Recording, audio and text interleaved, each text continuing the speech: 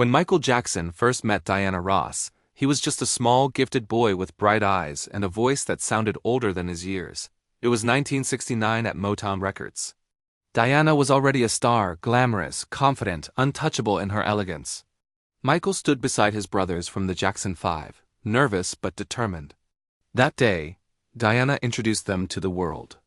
But to young Michael, it felt like she introduced him to something else. Admiration that would slowly grow into something deeper. As the years passed, their bond strengthened. Diana became more than a fellow artist. She was a mentor, a protector. A safe place in a world that was becoming louder and more demanding for Michael. He admired everything about her, the way she carried herself, the softness in her voice, the strength behind her smile. When he watched her perform, it wasn't just professional respect.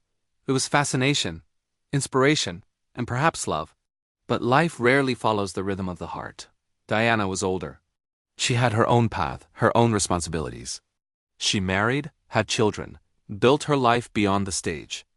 Meanwhile, Michael was transforming into a global phenomenon. Fame wrapped around him like a storm, bright, powerful, and isolating. Their worlds moved in parallel, but never quite merged.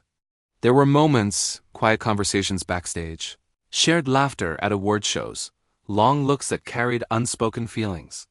People close to Michael believed he loved her deeply. He once spoke of her with a tenderness that was different from anyone else.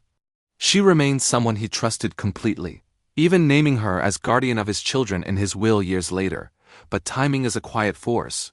When Michael was young and dreaming, she was already established and building a family. When he became the biggest star on earth, privacy had vanished from his life.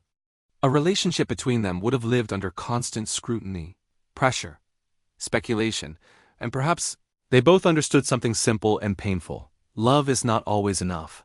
Their connection never fully faded. Through marriages, tours, headlines, and controversies, there was always warmth between them.